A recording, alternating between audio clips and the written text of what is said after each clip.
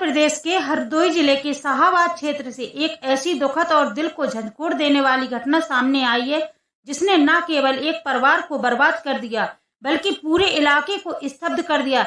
यह कहानी एक मजदूर पति की है जिसने 20 साल की शादी और 4 बच्चों की जिम्मेदारी को अपने कंधों पर उठाया, लेकिन पत्नी की बेवफाई और तानों ने उसे इस कदर तोड़ दिया कि उसने अपनी जिंदगी को ही खत्म कर लिया। यह घटना शाहाबाद के हाता मोहल्ले की है, जहां के निवासी सर्वेश ने अपनी मेहनत मजदूरी से परिवार का पालन पोषण किया, लेकिन उनकी पत्नी की बेरुखी ने उनकी जिंदगी को अंधेरे में धकेल दिया। सर्वेश एक मेहनती और जिम्मेदार व्यक्ति अपनी पत्नी और 4 बच्चों के साथ साधारण जिंदगी जी रहे थे। 20 साल की उनकी शादी में प्यार और विश्वास की नींव थी, लेकिन कुछ समय पहले इस रिश्ते में दरारें पड़नी शुरू हो गई। बताया जाता है कि सर्वेश की पत्नी का मोहल्ले में रहने वाले हाकिम नाम के व्यक्ति के साथ अवैध संबंध शुरू हो गया। यह रिश्ता इतना गहरा गया कि पत्नी ने अपने पति और बच्चों को छोड़कर हाकिम के साथ जाने का फैसला कर लिया। सर्वेश, जो अपनी पत्नी से बेहद प्यार करते थे, इस स्थिति को स्वीकार करने के बजाय उसे समझाने की कोशिश की। उन्होंने अपनी पत्नी को वापस लाने के लिए हर संभव प्रयास किया और आखिरकार उसे घर वापस ले आए।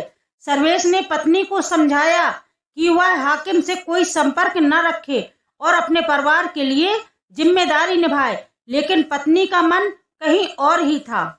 कुछ समय तक सब ठीक रहा, लेकिन पत्नी का हाकिम के साथ संपर्क फिर से शुरू हो गया। हाल ही में सर्वेश ने अपनी पत्नी को हाकिम से बात करते हुए पकड़ लिया, जिसके बाद दोनों के बीच तीखी बहस हुई। इस बार पत्नी ने अपने 20 साल के वैवाहिक जीवन को और 4 बच्चों की जिम्मेदारी को पूरी तरह ठुकरा दिया।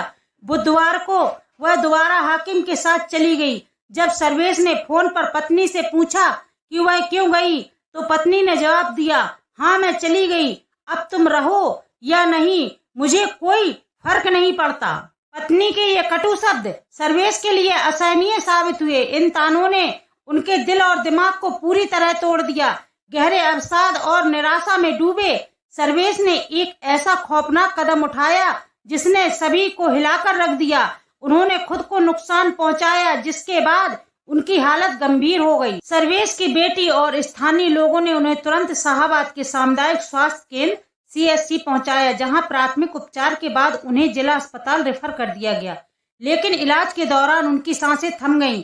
मृत्यु से पहले सर्वेश ने डॉक्टरों और पुलिस को अपनी आपबीती सुनाई, जिसमें उन्होंने अपनी पत्नी की बेवफाई और तानों का जिक्र किया। उनकी बेटी ने भी बताया कि मां दूसरी बार हाकिम के साथ चली गई और पिता को ताने मारकर उनका मनोबल तोड़ा था। घटना की सूचना मिलते ही शाहाबाद थाना पुलिस मौके पर पहुंचे और सर्वेश को अस्पताल भिजवाया। पुलिस ने पंचायतनामा और पोस्टमार्टम की कार्रवाई शुरू की। परिजनों की तहरीर के आधार पर पत्नी और हाकिम के खिलाफ सुसंगत धाराओं में मुकदमा दर्ज किया गया है। स्थानीय लोगों ने इस घटना को लेकर गहरा आक्रोश है। उन्होंने थाने पहुंचकर पत्नी और हाकिम के खिलाफ सख्त कार्रवाई की मांग की। पुलिस ने मामले की गहन जांच शुरू कर दी है। सर्वेश की मौत ने उनके 4 बच्चों को अनाथ छोड़ दिया। घर का इकलौता कमाने वाला शख्स अब इस दुनिया में नहीं है। उनकी बेटी और अन्य परिजनों का रो रो कर बुरा हाल है। यह घटना केवल एक परिवार की त्रासदी है, बल्कि समाज के लिए कई सवाल खड़े करती है।